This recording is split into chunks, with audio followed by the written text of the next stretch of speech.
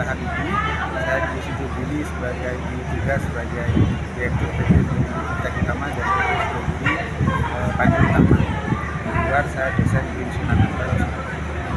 Acara FESAR, Festival Ekonomi Syariah 2024 yang se-Jawa yang diselenggarakan oleh BI. Harapannya pada acara ini adalah temanya penguatan ekonomi syariah berbasis digital. Jadi kita ingin bagaimana cara menguatkan ekonomi syariah di Indonesia, khususnya di Jawa, yang ditopang oleh infrastruktur digital yang apa ada ini motivasi apa yang bisa disampaikan Pak tadi Pak?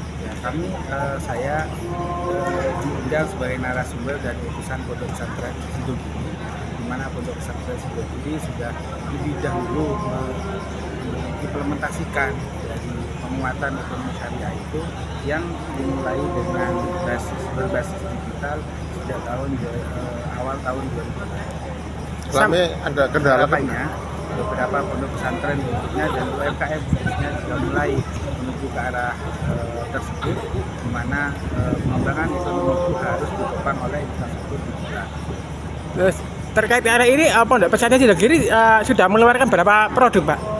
Pondok Pesantren Sidogiri hadir dengan produk AMDK Santri yang sudah tersebar ke Indonesia dengan toko basmalah yang sudah berjumlah 280 flat dan beberapa produk lainnya yang tersebar dari travel, media, kemudian pendidikan dan lain-lain.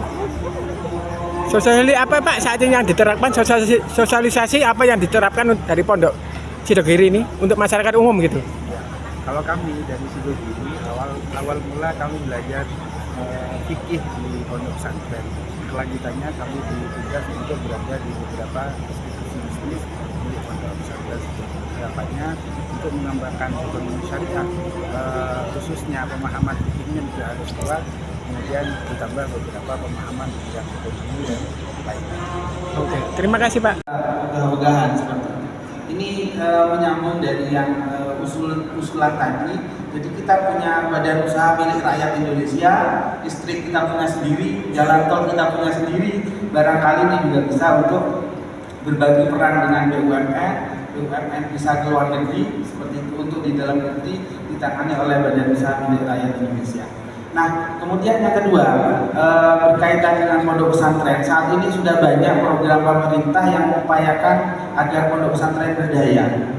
Untuk case di Indonesia tidak bisa besar kalau tidak tahu pajak, bicara pajak.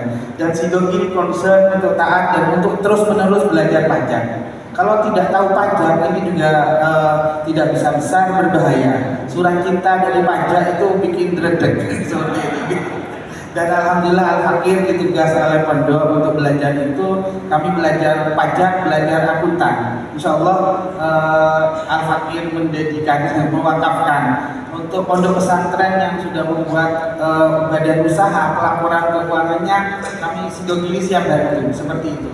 Dan di pajaknya kami juga bisa membantu Direktorat Jenderal Pajak untuk sosialisasi ke pondok pesantren. Terus terang Bapak, santri itu khususnya yang salah. Kalau yang datang pakai jas, pakai dasi, mereka mungkin diam. Tapi kalau yang datang bicara pajak itu pakai sarung, mereka lebih aware seperti itu. Nah, kelebihan ini bisa digunakan untuk pemerintah, khususnya bagaimana mendekati masyarakat pesantren juga dengan programnya dengan gaya pesantren, sehingga pesannya akan tersampaikan dengan baik. Kenapa? Karena komunikasi itu harus dua arah. Kalau hanya satu arah, ya sendiko daun dari daunnya seperti itu. Dan pesantren itu khawatir ada pemahaman bahwa bayar pajak itu juga tidak wajib. Nah, beberapa bahasul masail itu juga dibahas seperti itu.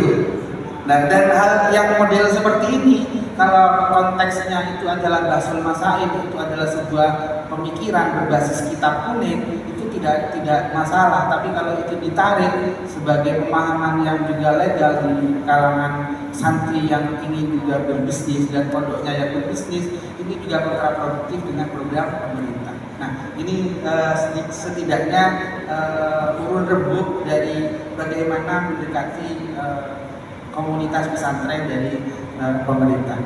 Baik, terima kasih Pak Lutfi. Terima kasih.